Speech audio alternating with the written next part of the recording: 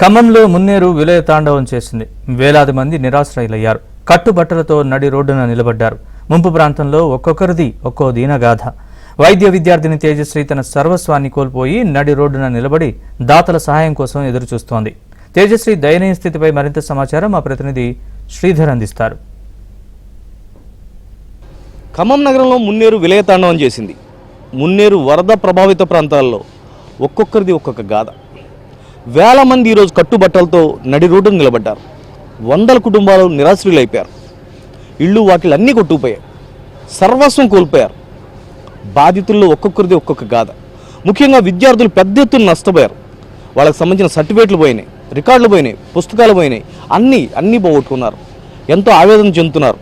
ఏం చేయాలో దిక్కుతోచని స్థితిలో ఉన్నారు. ఖమ్మం మున్నేరు పరివాహ ప్రాంతంలో ఓ వైద్య విద్యార్థిని దయనీయమైన స్థితిలో ఉంది. ఎంతో కష్టపడి చదివి మెడికల్ సీట్ సంపాదించింది, ఎంబీబీఎస్ పూర్తి చేసింది, హైయర్ స్టడీస్కి వెళ్ళేందుకు ప్రిపేర్ అవుతుంది. మున్నేరు వరద వచ్చి ఒక్కసారిగా ఆ ఇంటి మీద పడి సర్వస్వం కూడా మున్నేటి వరదలు కొట్టుపోవడం జరిగింది. మనతో వైద్య విద్యార్థిని తేజశ్రీ ఉన్నారు. తనతో ఒకసారి మాట్లాడదాం. అసలు ఏం జరిగింది, ఈ విలయానికి ఏ విధంగా వాళ్ళు ఎంతగా నష్టపోయారో ఒకసారి తేజశ్రీని అడిగి తెలుసుకున్నాం. అమ్మా, డాక్టర్ తేజశ్రీ కదా మీరు, చెప్పండి ఏం జరిగింది అసలు? ఈ అర్ధరాత్రి ఒకసారి వరద వచ్చి పడిందని చెప్తున్నారు మీ ఇంటి పైన, మీరేమేమి పోగొట్టుకున్నారు? పేరు తేజశ్రీ అండి. ఇక్కడ మమతా మెడికల్ కాలేజ్లో ఎంబీబీఎస్ అయిపోయింది. ఇప్పుడు పీజీ ఎగ్జామ్ కోసం ప్రిపేర్ అవుతున్నాను. సండే ఎంబీబీఎస్ సీట్ ఎప్పుడు వచ్చింది మీకు? 2017 అండి.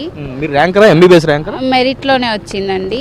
నా rank all India 20,182, state rank వచ్చేసి 832 అండి. మెరిట్లోనే వచ్చింది మమతాలో. నా అమ్మ ఒకటి సింగిల్ పేరెంటే. తను 8th క్లాస్ నుంచి కూడా మమ్మల్ని సోలోగానే చూసుకుంటుంది. స్కూల్ అయినా ఇంటర్ అయినా కానీ సార్ వాళ్ళ హెల్ప్ చేస్తూ ఉండేవాళ్ళు, చూసి తీసుకునే వాళ్ళు, చదువుతుండేవాళ్ళం. ఎంబీబీఎస్ కూడా ఫ్రీ సీట్ వచ్చింది. బుక్స్ కూడా ఇంకో సార్ హెల్ప్ చేసేవాళ్ళు. ఎంబీబీఎస్ బుక్స్ కూడా వేరే సార్ ఇప్పించారు. ఎంబీబీఎస్ పూర్తి చేశారు మీరు? పూర్తిగా అయిపోయిందండి ఎంబీబీఎస్. ఇప్పుడు ఎండీ ఎగ్జామ్ కోసం ప్రిపేర్ అవుతున్నాను. ఈ ఫ్లడ్స్ వల్ల నేను 1 year నుంచి రాసుకున్న నా మెటీరియల్ పోయాయి. పీజీ ప్రిపరేషన్ మెటీరియల్స్ అన్నీ పోయాయి. నా text books all 4 years books, 19 subjects ఉంటాయి మాకు. ఆ టెక్స్ట్ బుక్స్ అన్నీ పోయాయి. ఈ బుక్స్ అరౌండ్ 1.5 lakhs అలా కాస్ట్ అవుతాయండి. ఇంకా ఇంట్లో ఇప్పుడు మీ పరిస్థితి ఏంటి? మీరు ఎట్లా ఉన్నారు? మీ అమ్మగారు కానీ, మీరు కానీ, మీ చెల్లెలు కానీ, మీ పరిస్థితి ఏంటి ఇప్పుడు? ఏం లేదండి ఇంట్లో. మరి గవర్నమెంట్ కూడా మాకు ఇంతలా వస్తుందని చెప్పలేదు. సడన్గా ఫ్లడ్స్ వచ్చేసరికి ఏమి తీసుకోలేకపోయాం. లైక్ క్లోత్స్ కానీ, బెడ్స్ కానీ, గిన్నెలు కానీ, వండుకోవడానికి గ్రాసరీస్ ఏం లేవు, వేసుకోవడానికి బట్టలు కూడా లేవు. అసలు ఈరోజు అయితే మా ఫ్రెండ్ ఇచ్చినవి వేసుకొని వచ్చాను. ఇల్లు రేకులు ఉంటాయండి, రేకులు కూలిపోయాయి. బాత్రూమ్ మీద రేకులు కూలిపోయాయి. అసలు ఇంకా అవి రిపేర్ చేసుకోవాలన్నా మేము ఎకనామికల్గా అంత స్టేబుల్ కాదు. అరౌండ్ ఒక 3 to 4 lakhs or up to 5 lakhs నష్టం అండి. ఇప్పుడు ఈ ఫ్లడ్స్ ఇంట్లో జరిగిన నష్టం, కొట్టుకుపోయిన సామాగ్రి, వాటి విషయం పక్కన పెడితే అసలు ముందు మీకు మీ చదువుకు సంబంధించి మీరు నెక్స్ట్ ఎండీ కావాలి, ఎంబీబీఎస్ పూర్తి చేశారు, దానికి సంబంధించిన ఆ రికార్డ్స్ మెటీరియల్ అన్ని అవన్నీ కొట్టుపోయినా అదేమన్నా పని చేస్తాయి? అసలు పని చేసే స్థితిలో లేవండి. పేస్ట్ లా అయిపోయాయి బుక్స్ అన్ని. నేను హైదరాబాద్ వెళ్ళి క్లాసెస్కి వెళ్ళి రాసుకున్నాను నోట్స్. ఇక్కడ ప్రిపేర్ అయ్యి వీడియో క్లాసెస్ విని రాసుకున్నాను. ఇప్పుడు మీకు అసలు పుస్తకాలు లేవు, బుక్స్ లేవు, బుక్స్ కానీ ఏవీ లేవు, మీరు రాసుకున్న రికార్డ్స్ లేవు, కనీసం బట్టలు కూడా లేవు. అన్ని కొట్టుకుపోయినాయి. అవునవునండి. మీ ఇంట్లో పరిస్థితి ఎట్లా ఉంది? ఇంట్లో ఈ రోజు ఇప్పుడు ఏం చేస్తున్నారు? అంటే ఇప్పటికి ఇది 5వ రోజు కదా ఇప్పటికి వరద వచ్చేసి. అసలు వరద ఏ టైంలో వచ్చింది మీకు? నైట్ పూట వచ్చిందండి. తెల్లారిసరికి ఇంట్లోకి వచ్చేసాయి. అయ్యో, ఇప్పుడు ఇంట్లో పరిస్థితి ఏంటి మీకు?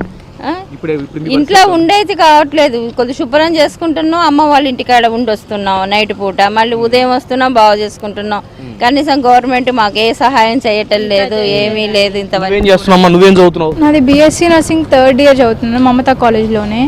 నావి కూడా ఫస్ట్ ఇయర్ నుంచి స్టోర్ చేసుకున్న టెక్స్ట్ బుక్స్ అన్ని కూడా ఈ ఫ్లడ్స్ వల్ల ఖరాబ్ అయిపోయాయి.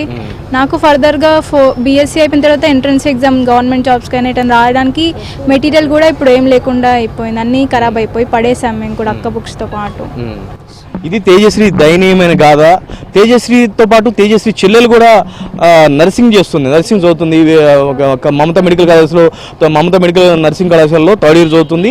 వీళ్ళిద్దరూ కూడా వాళ్ళ పుస్తకాలు, బట్టలు అన్నీ పోగొట్టుకున్నారు. ఈరోజు కట్టుబట్టలతో నడి రోడ్డు మీద, అసలు కట్టుబట్టలు కూడా లేని పరిస్థితి. ఈ పరిస్థితి ఒక తేజశ్రీని కాదు, అనేక మంది విద్యార్థులు ఇదే పరిస్థితిలో మున్నేరు పరివాహ ప్రాంతంలో ఉన్న కాలనీల్లో ఇబ్బందులు పడుతున్న పరిస్థితి ఉంది, అవస్థలు పడుతున్న పరిస్థితి ఉంది.